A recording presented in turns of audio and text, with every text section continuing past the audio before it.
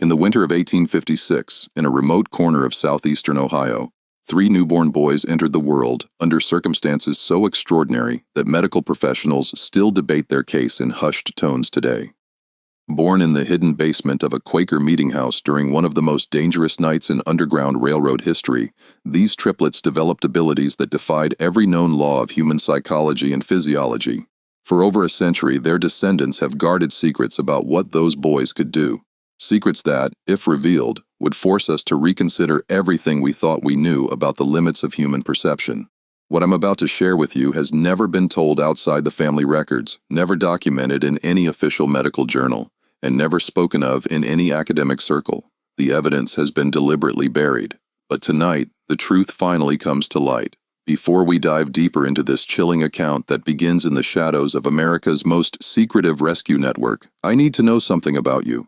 This channel isn't for everyone, only for those brave enough to confront mysteries that challenge the very foundations of what we believe possible. If you're one of the few who can handle stories that blur the line between documented history and inexplicable phenomena, hit that subscribe button right now. And while you're at it, drop a comment telling me what state you're listening from. I want to know where my fellow mystery seekers are gathering tonight. Because what you're about to hear happened not in some distant mystical land, but right here in America, in communities that might be disturbingly close to your own. The story I'm about to tell you began on a bitter February night when 3 lives entered this world in the most unlikely place imaginable, setting in motion events that would perplex doctors and scientists for generations to come. The town of Cedar Mills, Ohio, barely deserved the name in 1856. With a population hovering around 300 souls, it consisted of little more than a cluster of modest homes, a general store, a blacksmith shop, and the simple brick meeting house that served the local Quaker community. Unlike their more demonstrative Christian neighbors, the Society of Friends in Cedar Mills practiced their faith quietly, their plain dress and solemn demeanor reflecting a deep commitment to simplicity, and most importantly, to the radical belief that all human beings were equal in the eyes of God. This conviction had transformed their meeting house into something far more dangerous than a place of worship. It had become Station 14 on the Underground Railroad, a crucial stop for freedom seekers making their way north from Kentucky and Virginia. Elder Samuel Whitmore, a man whose weathered hands spoke of decades working the soil and whose piercing gray eyes held secrets that could hang half the congregation, had been conducting this clandestine work for nearly 8 years. Beneath the meeting house's plain wooden floors lay a carefully concealed basement, accessed through a trap door hidden beneath the speaker's platform. The basement itself was a marvel of desperate engineering. Dug by hand over months of careful work, it stretched nearly the full length of the building above. Thick wooden beams supported the ceiling, while ventilation came through an ingenious system of hollow fence posts that appeared decorative but carried fresh air to those hiding below. On any given week, anywhere from 3 to 15 freedom seekers might shelter there, some for a single night, others for weeks, as they waited for safe passage to the next station. February of 1856 had been particularly treacherous. The Fugitive Slave Act of 1850 had emboldened slave catchers who now roamed freely through Ohio with legal authority to reclaim human property. Professional bounty hunters like the notorious Garrett brothers had been spotted in the area for weeks, offering substantial rewards for information about Underground Railroad operations. The tension in Cedar Mills was so thick you could almost taste it. Every unexpected visitor, every knock at the door after dark, every unusual sound could signal discovery and imprisonment. It was against this backdrop of fear and secrecy that a young woman had arrived at the meeting house 3 days earlier. She had given her name only as Ruth, claimed to be 19 years old, and was obviously with child, very much with child. Samuel Whitmore had taken one look at her swollen belly and known immediately that she wouldn't be traveling any further north for quite some time. What he hadn't expected was just how soon that child would arrive, or how profoundly its arrival would change everything they thought they knew about human nature. Ruth had come from a plantation in northern Kentucky, she told them in whispered conversations during her first nights in the basement. She spoke with the careful diction of someone who had been taught to read, unusual for someone in her circumstances, and carried herself with a dignity that impressed even the stoic Quakers. But there was something else about her, something that made people uneasy without quite understanding why. She seemed to know things, small things, but disturbing in their accuracy. She would know when someone was approaching the meeting house long before any sound could be heard, She would refuse food that later proved to be spoiled, though it had appeared perfectly fresh. Most unsettling of all, she would sometimes look directly at whoever was speaking and quietly contradict their words, not argumentatively, but with the calm certainty of someone who simply knew better. "That man who brought the supplies yesterday," she had said to Samuel's wife, Martha, on her second evening there. "He told you his name was Williams, didn't he, and that he was from Lancaster?" Martha had nodded, confused. "His name isn't Williams," Ruth had continued, her voice barely above a whisper. "And he's never been to Lancaster in his life. I don't know why he lied to you, but he did." Martha had dismissed this as the paranoid rambling of a frightened pregnant woman until 2 days later when the man's real identity was discovered. He was indeed using a false name and had been asking suspicious questions about the meeting house's activities. The night of February 23, 1856, began like many others in Cedar Mills, cold, dark, and deceptively quiet. Samuel Whitmore had been conducting his evening prayers when a soft knock came at the meeting house door, followed by the agreed-upon signal. 3 quick raps, a pause, then 2 more. But something felt wrong from the moment Samuel lifted the heavy wooden beam that barred the door. The freedom seeker who stumbled inside was a man named Joshua, someone Samuel had helped before. But Joshua's usual calm demeanor had been replaced by barely controlled panic. "They're coming," Joshua gasped, his breath forming white clouds in the frigid air. "The Garrett brothers and at least 6 others. They've got dogs and they know about this place. Someone talked." He paused, his eyes darting toward the basement entrance. "There may be 2 hours behind me, probably less." Samuel felt his blood turn to ice. In 8 years of Underground Railroad work, they had never faced a direct threat like this. The meeting house had always been considered safe, protected by the community's reputation for honesty and their careful operational security. But if the Garretts were coming with dogs and advanced knowledge of the basement, someone had indeed betrayed them. The immediate problem was evacuation. There were currently 7 people sheltering in the basement, including Ruth, who had been experiencing intermittent labor pains for most of the day. Martha Whitmore had been monitoring her condition, but had hoped the birth wouldn't come for at least another week. Mother Nature, however, seemed to have other plans. As if summoned by Joshua's words, a low moan echoed from beneath the floorboards. Martha's face went pale.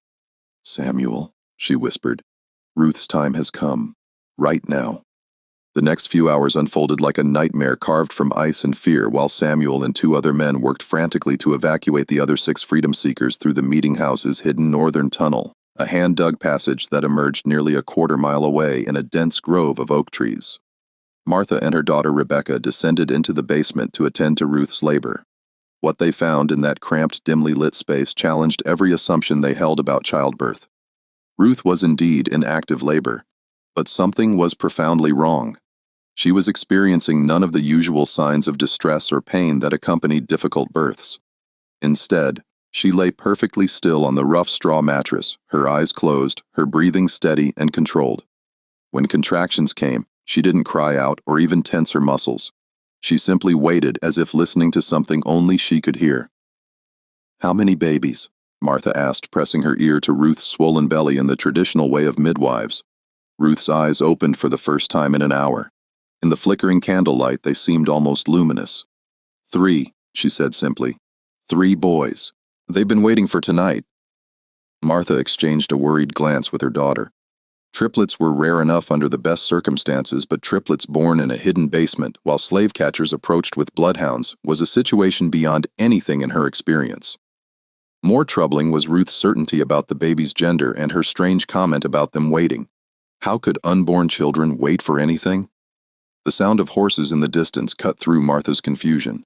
Samuel's voice called down from above. "They're here. The tunnel's clear, but we can't risk moving Ruth now." What happened next was recorded in Martha Whitmore's private journal, a document that remained hidden in her family for over a century before being discovered in 2003 during the renovation of an old farmhouse. According to her account, written just days after the events, Ruth's labor accelerated dramatically the moment the slave catchers arrived at the meeting house. But it accelerated in a way that defied medical understanding. The first baby was born in complete silence. No crying, no sound at all, except for Ruth's barely audible breathing.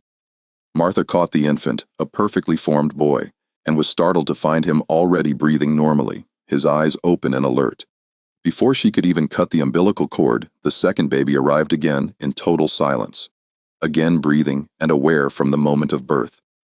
The third followed less than a minute later, completing what Martha described as the most unnatural natural birth I have ever witnessed. But the strangest part was yet to come.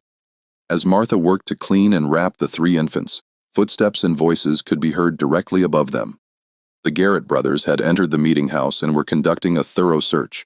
Heavy boots walked across the wooden floors just feet above the newborns' heads. At one point, someone stood directly on the trapdoor that concealed the basement entrance.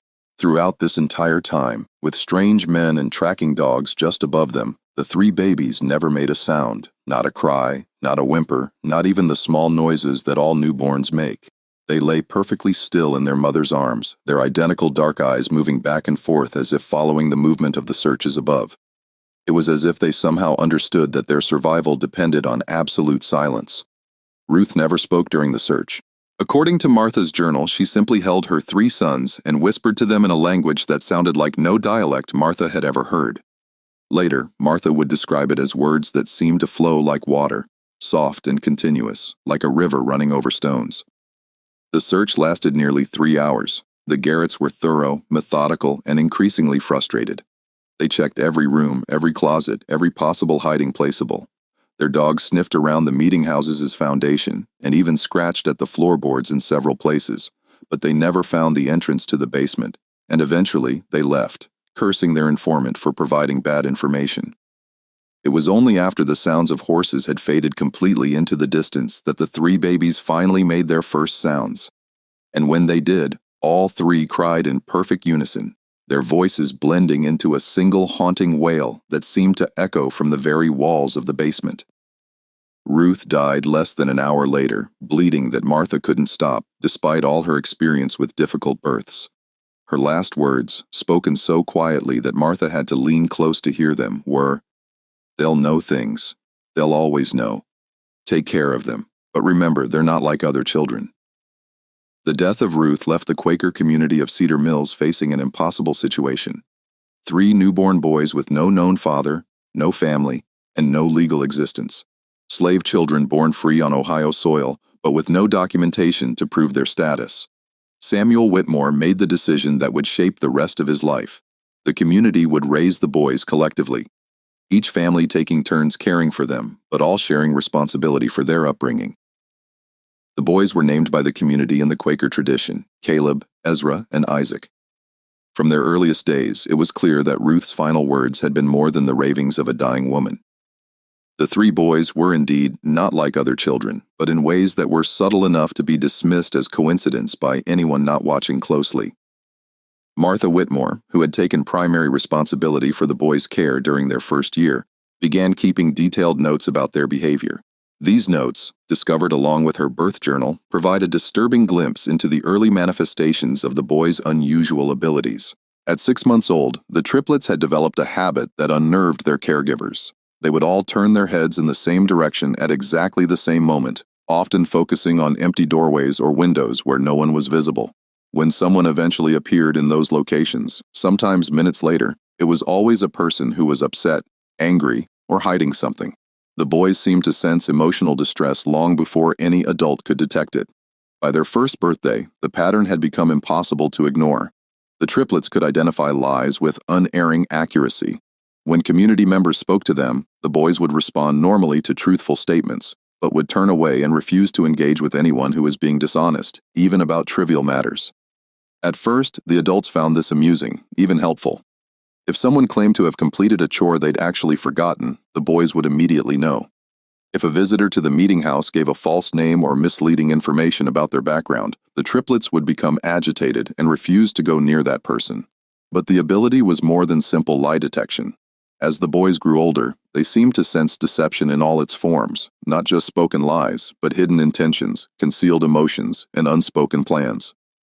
Samuel Whitmore wrote in his private correspondence, "It is as if the boys can see directly into the human heart and know what lies therein. This would be a blessing, perhaps, if it did not seem to cause them such distress. They are constantly aware of the small falsehoods and hidden thoughts that all people carry, and this knowledge appears to be a burden rather than a gift." More disturbing were the boys' reactions to specific types of deception. They showed particular distress around anyone who was hiding information about missing persons or concealed violence. During their second year, a traveling merchant named Thompson stopped at the meeting house claiming to be heading to Columbus on business. The triplets became so agitated in his presence that they couldn't sleep or eat until he left. 2 weeks later, news arrived that Thompson had been arrested for the murder of his business partner, whose body had been concealed in Thompson's wagon during his visit to Cedar Mills. By age 3, the boys had developed what the community began calling the knowing look, a shared expression they would adopt when focusing on someone who was hiding something significant. All 3 would turn their heads simultaneously, their dark eyes seeming to penetrate whoever had attracted their attention. Most unsettling was their habit of whispering to each other during these episodes, always in that strange, flowing language that Ruth had used during their birth. Dr. William Harrison, the local physician who had been monitoring the boys' development, was both fascinated and disturbed by their abilities. In a letter to a colleague at the Medical College of Ohio, he wrote, "I have examined these children repeatedly and can find no physical abnormality that would account for their unusual perceptive abilities. Their hearing, vision, and other senses appear normal, though perhaps slightly more acute than average, yet they consistently demonstrate knowledge of matters that should be beyond their perception. I'm forced to conclude that either these children possess some form of sensory capacity unknown to medical science, or I am the victim of an elaborate deception. Though how 3-year-old children could maintain such a deception is beyond my understanding." The boys' impact on the Underground Railroad operations was immediate and profound. Word of their abilities spread quietly through the network of stations and conductors. Freedom seekers began requesting specifically to be routed through Cedar Mills, knowing that the boys could identify infiltrators and betrayers with perfect accuracy. The triplets' presence in the meeting house basement became a guarantee of safety. If they remained calm and peaceful, the freedom seekers knew they were among friends. If the boys became agitated or refused to enter the basement, it was a certain sign that someone in the group couldn't be trusted. Samuel Whitmore found himself in the uncomfortable position of relying on 3 young children for the security of one of Ohio's most important underground railroad stations. But the boys' accuracy was undeniable. Over the course of 3 years, they identified 7 potential infiltrators, preventing what could have been catastrophic discoveries of the network's operations. But their abilities came with a price that became more apparent as they grew older. The boys were increasingly isolated from other children who found their intense stays and whispered conferences unsettling. Adults in the community, while grateful for the protection the boys provided, couldn't shake the feeling that they were being constantly evaluated and judged. Even the most honest people felt uncomfortable under the triplets' watchful eyes, knowing that every thought and emotion was somehow visible to them. Most troubling was the boys' growing awareness of their own abilities and the effect they had on others. By age 4, they had learned to modify their behavior around strangers, keeping their knowing looks subtle and their whispered consultations private. But this self-consciousness seemed to deepen their isolation, creating a barrier between them and the rest of the world that grew more pronounced with each passing year. The year 1860 brought changes to Cedar Mills that would test the triplets' abilities in ways no one could have anticipated. The election of Abraham Lincoln had inflamed tensions throughout Ohio, and Underground Railroad activities were becoming increasingly dangerous. Federal marshals were conducting more frequent raids, and bounty hunters like the Garrett brothers were operating with virtual impunity. It was during this period of heightened danger that the boys, now 4 years old, began demonstrating a new and more disturbing aspect of their abilities. They could not only detect deception and hidden emotions in people who were present, they seemed to sense the emotional distress of people who were miles away. The first documented instance occurred on a bitter January morning when the triplets suddenly became extremely agitated despite being safely inside the warm meeting house with their usual caregivers. All 3 boys began crying simultaneously, not the normal crying of upset children, but a keening wail that seemed to express profound terror and desperation. Martha Whitmore tried everything she could think of to calm them, but nothing worked. The boys continued their distressed crying for nearly 6 hours, finally falling silent just as the sun began to set. 2 days later, a freedom seeker arrived at the meeting house with devastating news. A group of 11 people, including 3 children, had been captured by slave catchers approximately 40-some miles south of Cedar Mills. The capture had occurred at almost exactly the same time the triplets had begun their crying. Worse, the captured group included a pregnant woman who had given birth during the attack. Both mother and child had died from exposure during the brutal journey back to Kentucky. Samuel Whitmore was shaken by this incident, but dismissed it as coincidence until it happened again, 3 weeks later. This time, the boys' distress lasted only 2 hours, but was even more intense. When word arrived the following day, they learned that a conductor on the Underground Railroad had been shot and killed while helping a family escape near Portsmouth, Ohio. Again, at the exact time the triplets had begun showing signs of extreme distress. Dr. Harrison, who had been documenting the boys' development, was called to examine them after the third such incident. His findings recorded in his private notes were deeply unsettling. During episodes of apparent long-distance distress sensing, the boys' pulse rates become synchronized. Their breathing patterns identical and their body temperatures drop by several degrees. Most remarkably, their brain activity appears to increase dramatically. They are clearly experiencing intense mental stimulation. Despite appearing outwardly distressed, I can only conclude that their nervous systems are somehow detecting emotional trauma occurring at great distances. Though the mechanism by which this occurs is completely unknown to medical science, the boys' long-distance sensing abilities seem to be specifically attuned to situations involving deception, betrayal, and mortal danger. They never reacted to ordinary accidents or natural deaths, but they invariably detected when someone was being hunted, betrayed, or murdered. Their range appeared to extend throughout most of southern and central Ohio and possibly into northern Kentucky. Word of the triplets' abilities spread beyond the Underground Railroad network. Families with missing loved ones began making pilgrimages to Cedar Mills, hoping that the boys could somehow sense whether their missing family members were still alive and where they might be found. Samuel Whitmore was reluctant to exploit the children's abilities in this way, but the boys themselves seemed drawn to these desperate families. The most remarkable case involved the Brennan family, whose 16-year-old daughter Mary had disappeared while traveling to visit relatives in Columbus. The girl had been missing for 3 months when her parents arrived in Cedar Mills, having heard rumors about 3 children who could find lost people. Samuel initially refused to involve the boys, but Caleb, Ezra, and Isaac approached the distraught parents on their own. Without being asked, the triplets lined up in front of Mrs. Brennan and began their characteristic synchronized whispering. After several minutes, Isaac stepped forward and pointed southeast toward the Ohio River. "She's there," he said simply. "She's scared, but she's alive. The man who took her isn't who he said he was." Acting on this information, local authorities searched a remote farm near Chillicothe and found Mary Brennan locked in a cellar along with 2 other young women who had been kidnapped by a man posing as a traveling preacher. The kidnapper was arrested and later confessed to planning to sell the women into prostitution in New Orleans. The rescue of Mary Brennan marked a turning point in how the community viewed the triplets. No longer were they simply children with an unusual ability to detect lies. They were becoming something else entirely. Something that made even their Quaker guardians profoundly uncomfortable. The boys' abilities were growing stronger and more specific with each passing month, and there seemed to be no limit to their range or accuracy. But perhaps most disturbing was the boys' increasing emotional detachment from the world around them. The constant awareness of deception, violence, and human suffering was taking its toll. They rarely smiled, seldom played, and spent most of their time huddled together, whispering in their private language. When they did interact with adults, their conversations were marked by a wisdom and sadness that seemed impossible in children so young. Dr. Harrison, in his final notes about the boys before his death in 1862, wrote, "I fear that we are witnessing the emergence of human beings who are fundamentally different from the rest of our species. Their abilities appear to be expanding rather than stabilizing, and I cannot predict what they might become capable of as they mature. More troubling is the psychological cost of their gifts.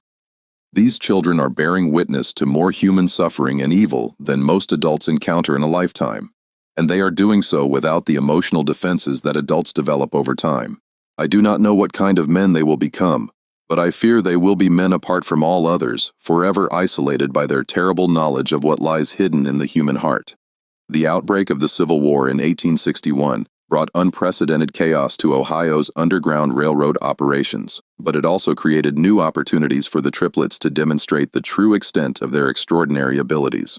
As Union and Confederate forces began moving through the border regions, the boys started exhibiting reactions to military activities that defied all logical explanation. Samuel Whitmore first noticed this new development during the summer of 1861 when 6-year-old Caleb, Ezra, and Isaac began showing signs of extreme agitation for several days running. The boys would stand at the meeting house windows looking south toward the Ohio River, their faces marked by expressions of horror that seemed far too mature for their years. When Samuel asked what was troubling them, Isaac, always the most vocal of the three, simply said, "Too many people are going to die." So many people. 3 days later, news arrived of the First Battle of Bull Run, where Union forces had suffered a devastating defeat. The timing was impossible to dismiss as coincidence, especially when similar incidents began occurring with increasing frequency. The boys seemed to sense major military engagements days or even weeks before news of them reached Cedar Mills, and their emotional reactions corresponded precisely to the scale of casualties involved. More disturbing was their apparent ability to detect specific individuals among the thousands of soldiers moving through the region. In September of 1861, a young Union soldier named Thomas Caldwell stopped at the meeting house while traveling home on leave to visit his family in Marietta.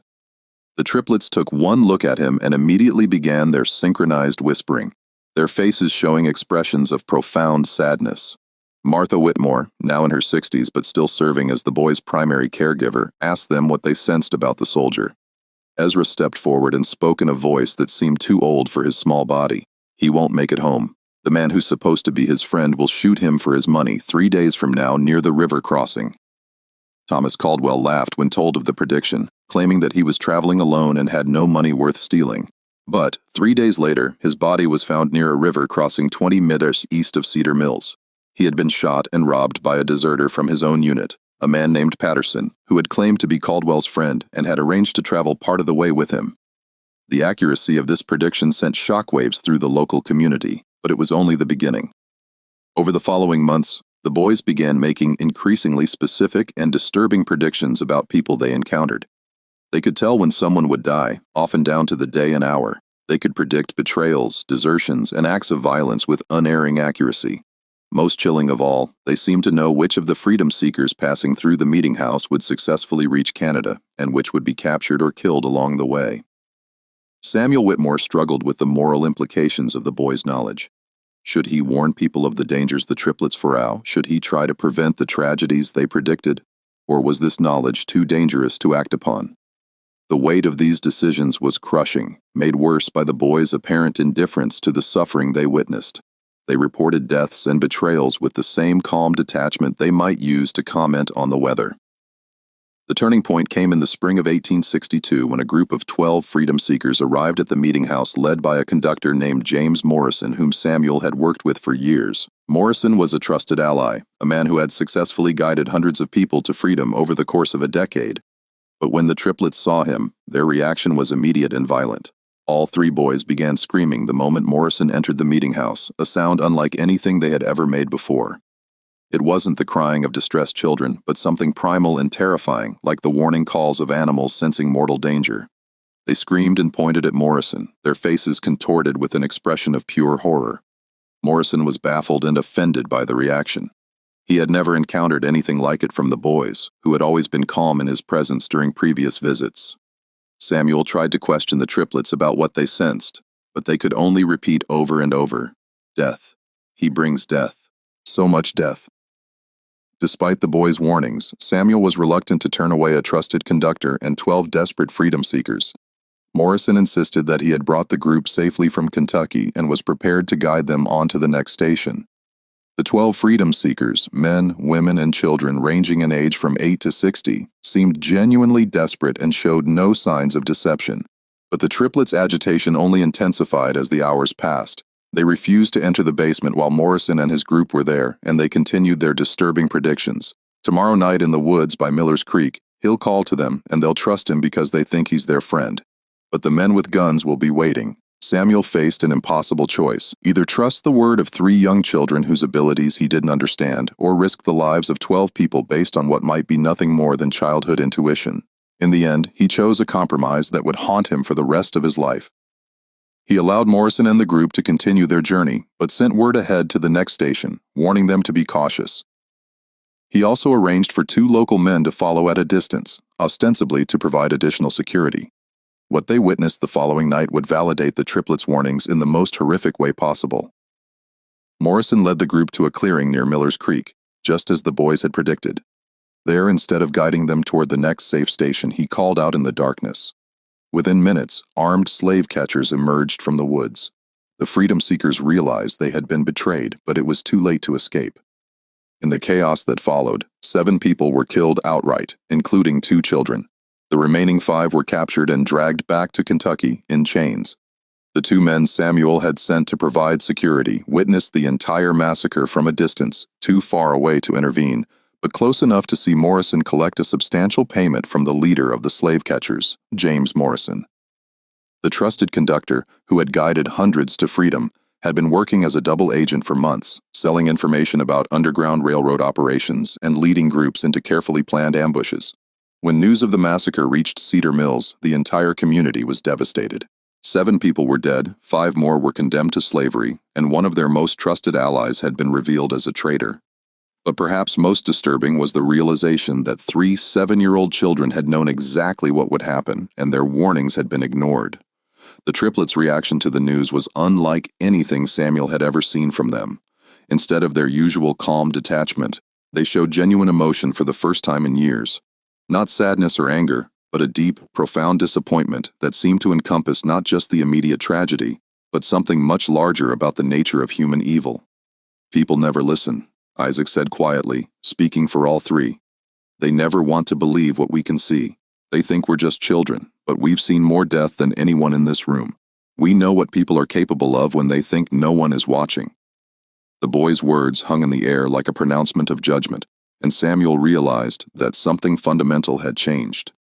The triplets were no longer just children with unusual abilities. They had become something else entirely, something that could see into the darkest corners of human nature with perfect clarity. And that terrible knowledge was transforming them into beings that were increasingly alien to the rest of humanity.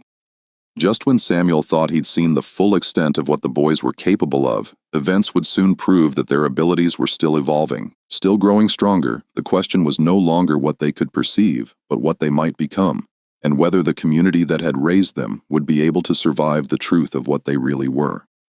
The revelation that would forever change how the world understood the triplets came during the brutal winter of 1863, when the boys were 8 years old and the Civil War had reached its bloodiest phase. Dr. Elizabeth Hartwell, one of the first female physicians in Ohio and a specialist in neurological conditions, had been studying the boys for 6 months under the auspices of the Medical College of Ohio. Dr. Hartwell's interest had been sparked by reports from Dr. Harrison before his death, and she had convinced Samuel Whitmore to allow a comprehensive medical examination of the triplets. What she discovered in that examination would challenge every assumption about human consciousness and perception. Using the latest medical instruments available in 1863, Dr. Hartwell conducted tests that revealed the true nature of the boys' abilities. Her findings, documented in a detailed report that was immediately classified by military authorities and hidden from public view for over 60 years, showed that the triplets possessed neurological structures that had never been observed in human beings. The boys' brains showed abnormally high activity in regions associated with pattern recognition and emotional processing, but more remarkably, their nervous systems appeared to be in constant communication with each other. When Dr. Hartwell applied mild electrical stimulation to one boy's arm, the other 2 showed immediate physiological responses despite being in separate rooms. Their heart rates, breathing patterns, and brain waves synchronized during periods of intense concentration, creating what she described as a single consciousness distributed across 3 separate bodies. But the most startling discovery came when Dr. Hartwell began testing the boys' ability to detect deception using carefully controlled experiments. She arranged for volunteers to tell both true and false statements while the boys observed, measuring their physiological responses to each type of interaction. What she found defied all understanding of human sensory capabilities. The triplets weren't simply reading facial expressions, body language, or vocal cues to detect lies. They were responding to measurable changes in electromagnetic fields generated by human neural activity. Dr. Hartwell's primitive instruments detected that the boys' brains generated electrical patterns unlike anything seen in normal humans, and these patterns seemed to resonate with the electromagnetic signatures of other people's emotional states. In simple terms, Dr. Hartwell wrote in her classified report, "These children appear to possess a form of biological electromagnetic sensitivity that allows them to directly perceive the electrical activity of other human brains. When someone lies, experiences fear, or harbors violent intentions, their neural activity creates specific electromagnetic signatures that the boys can detect with the same accuracy that we might observe colors or hear sounds." This explained not only their ability to detect deception, but also their capacity to sense emotional distress at great distances and their uncanny accuracy in predicting violent events. They weren't prophets or supernatural beings. They were human beings with sensory capabilities that had evolved far beyond normal human limitations. But Dr. Hartwell's discoveries raised even more disturbing questions. If the boys' abilities were the result of genetic mutation, what had caused such a dramatic evolutionary leap? The answer came from analyzing tissue samples from their deceased mother, Ruth, whose body had been preserved in the Meeting House Cemetery. According to Quaker tradition, medical examination of Ruth's remains revealed that she had been exposed to massive doses of several industrial chemicals during her pregnancy, chemicals that were commonly used in the processing of indigo dye on southern plantations. These chemicals, which included mercury compounds and lead-based pigments, had caused severe neurological damage in Ruth, but had apparently triggered unprecedented genetic changes in her unborn children. The boys represented something entirely new in human evolution, a mutation that might normally have been lethal, but had instead created enhanced sensory capabilities. They were living proof that human consciousness and perception could evolve in ways that science had never imagined possible. Dr. Hartwell's final revelation was perhaps the most chilling. Based on her analysis of the boys' genetic structure, she concluded that their enhanced abilities were not limited to their generation. The genetic changes that had created their electromagnetic sensitivity were dominant traits that would be passed on to their children and their children's children. "We are witnessing the birth of a new branch of human evolution," she wrote in her most confidential notes. "These boys will father children with similar abilities, and those children will be even more sensitive to human electromagnetic fields. Within 3 or 4 generations, their descendants may possess sensory capabilities that will make current human perception seem primitive by comparison." The implications were staggering. If Dr. Hartwell was correct, the triplets weren't just medical curiosities. They were the beginning of a new human subspecies, and if their abilities continued to strengthen with each generation, their descendants might eventually be able to read human thoughts as easily as observing facial expressions. But the most immediate concern was what to do with this knowledge. The Civil War was raging, and both Union and Confederate forces would be desperate to exploit the boys' abilities for military intelligence. If word of their capabilities spread beyond the small Quaker community, the triplets would become valuable assets to be captured, studied, and used as weapons. Samuel Whitmore faced an impossible decision. Dr. Hartwell was prepared to publish her findings, which would bring international attention to the boys, but would also ensure their safety through public scrutiny.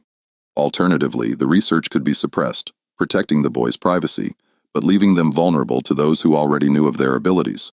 The decision was made for them on a cold February morning when federal marshals arrived in Cedar Mills with orders to bring the triplets to Washington for consultation on matters of national security.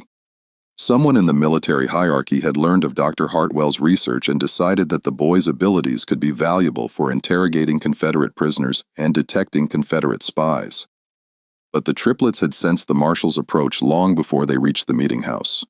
When Samuel found the boys that morning, they were already packed and ready to leave, their few possessions bundled in small cloth sacks. "We have to go," Caleb said simply. "If we stay, bad things will happen to everyone here. We've seen it." Isaac nodded gravely. "The men who are coming don't just want to use us. They want to study us, cut us open, see how we work, and when they're done with us, they'll come for our children and our children's children." Ezra, always the quietest of the three, spoke last. "We've seen the future they want to create, a world where people like us are kept in cages and used as tools. We won't let that happen." The boys' decision was final. They would disappear before the federal marshals arrived, vanishing into the network of caves and hidden passages that riddled the hills around Cedar Mills. Samuel made one last desperate attempt to convince them to stay, arguing that they would be safer under government protection than hiding in the wilderness. Caleb's response revealed just how much the boys had matured beyond their 8 years. "Mr. Whitmore, we can sense the intentions of every person within 50 miles of this place. We know that the government men aren't coming to protect us. They're coming to own us. We felt their thoughts, and we know what they plan to do. We'd rather take our chances in the wild than become prisoners in the laboratory." As the sound of approaching horses echoed across the frozen fields, the triplets prepared to leave the only home they had ever known. But before they departed, they made one final revelation that would haunt Samuel Whitmore for the rest of his life. There are others, Isaac said quietly, not many, but some. Other children born during times of great violence and suffering. Children whose mothers were exposed to the same kinds of poisons that changed us. They're scattered across the country, and most of them don't even know what they are yet, but we can sense them, and they can sense us. Ezra stepped forward, his young face marked by wisdom that seemed ancient. Someday, when it's safe, we'll find them. We'll teach them what we've learned, help them understand their abilities, and maybe, if we're careful, we can build something better than what exists now. A world where people can't lie to each other, can't hide their evil intentions, can't pretend to be something they're not. The boys' final words as they prepared to vanish into the wilderness were both a promise and a warning. We'll be watching. We'll always be watching. And we'll remember who helped us and who tried to hurt us. That knowledge will be passed down to our children and their children and their children after that. The world is about to change in ways that people can't imagine, and it's going to start with us. The federal marshals arrived at the meeting house 3 hours after the triplets had disappeared, finding only empty rooms and the fading traces of 3 extraordinary children who had vanished as completely as if they had never existed. Despite extensive searches involving tracking dogs and military units, no trace of the boys was ever found. They had simply melted away into the Ohio countryside, leaving behind only memories and questions that would never be fully answered. Dr. Elizabeth Hartwell's research was immediately classified by military authorities and remained sealed for over 60 years. When her papers were finally released in 1924, they caused a sensation in the medical community. But by then, the boys would have been nearly 70 years old, and any hope of studying them had long since passed. Samuel Whitmore lived until 1889, carrying the secret of what he had witnessed for the rest of his life. In his private papers discovered after his death, he wrote, "I have seen the future of humanity, and it both terrifies and amazes me. Those 3 boys represented something new under the sun, something that could either elevate our species to unprecedented heights or destroy us completely. I pray that wherever they went, whatever they became, they remembered the love and kindness they received in our small community." The Underground Railroad station at Cedar Mills continued operating until the end of the Civil War, but it was never the same after the triplets' departure. Without their ability to detect infiltrators and betrayers, the operation became increasingly dangerous, and several conductors were captured or killed. The meeting house itself was eventually abandoned in 1878, and the building slowly fell into decay. But the story of the triplets didn't end with their disappearance. Over the following decades, reports began surfacing from across the United States of unusual perceptive abilities.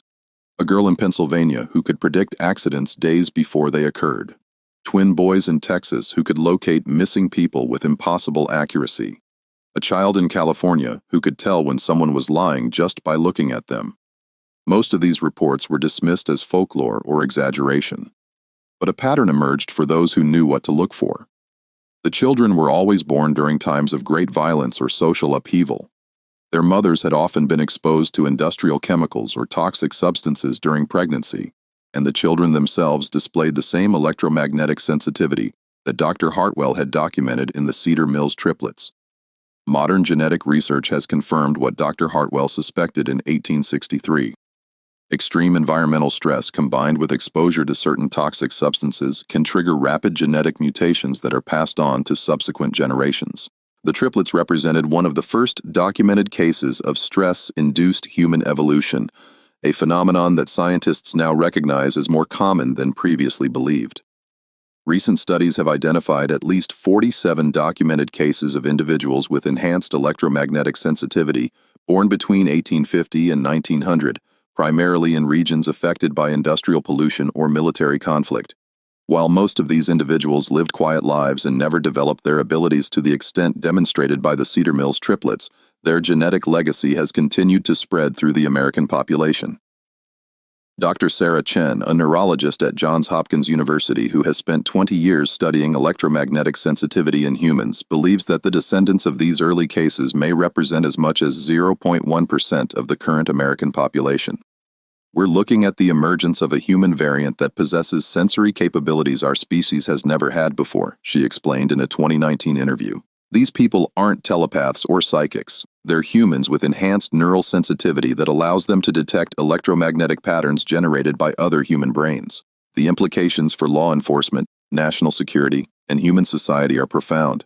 If Dr. Chen is correct, there may be thousands of Americans who possess some degree of ability to detect deception, sense hidden emotions, or locate missing persons. Most may not even be aware of their abilities, dismissing their accurate intuitions as lucky guesses or coincidence. But perhaps the most intriguing aspect of this research is what it suggests about the future of human evolution. If environmental stress can trigger rapid genetic changes that enhance human perception, what other capabilities might emerge as our species faces new challenges? And if the C.D. Mills triplets were correct in their prediction that their abilities would strengthen with each generation, what might their descendants be capable of today? The answer to that question may be closer than anyone realizes. In 2003, during the renovation of an old farmhouse in southeastern Ohio, construction workers discovered a hidden room containing documents that had been carefully preserved for over a century. Among these papers was a letter dated 1923, written in 3 different handwritings but signed with a single name, the Children of Cedar Mills. The letter addressed to future generations who will understand contained detailed genealogical records showing the descendants of the 3 boys who had vanished in 1863. According to these records, the triplets had indeed survived their disappearance, lived long lives, and fathered numerous children who inherited their enhanced abilities. More remarkable still, the letter contained precise predictions about future events that have since come to pass, the exact dates of both world wars, the location where the atomic bomb would be tested, the year of the moon landing, and dozens of other historical events that wouldn't occur for decades after the letter was written. The letter concluded with a message that both comforts and unnerves those who have studied it. We are still here. We are still watching. We have grown in number and in ability with each passing generation just as we promised we would. The time is coming when humanity will need the gifts we carry, and when that time arrives, we will be ready. Until then, we remain hidden, learning, growing, and preparing for the day when the world will finally be ready to accept what we represent. The next step in human evolution. The letter was accompanied by a contemporary address in Ohio and a simple instruction. When you are ready to know more, come to this place on the anniversary of our birth. We will be waiting. February 23, 2024, marked the 168th anniversary of the triplets' birth. According to local reports, more than 50 people gathered at the specified address that day. Researchers, descendants of Underground Railroad participants, and individuals who claim to possess similar abilities to those demonstrated by the original Cedar Mills triplets. What transpired at that gathering remains unknown. Those who attended have refused to discuss what they witnessed, and no official records of the event exist. But in the months following the meeting, several of the attendees have begun working together on projects related to missing persons cases, criminal investigations, and psychological research. Dr. Chen, who was among those present at the February meeting, will only say that the legacy of the Cedar Mills triplets is far from over. In fact, it may just be beginning. The story of 3 boys born in a basement during one of the darkest periods in American history continues to unfold more than a century and a half later. Whether they represent humanity's greatest hope for evolution or its most dangerous mutation remains to be seen. But one thing is certain, somewhere out there, the descendants of Caleb, Ezra, and Isaac are still watching, still learning, and still preparing for whatever comes next. And if their ancestors' abilities to predict the future remain accurate, that next chapter in human evolution may be arriving sooner than anyone expects. This mystery shows us that the boundaries of human perception may be far more flexible than we ever imagined, and that extraordinary circumstances can sometimes produce extraordinary people.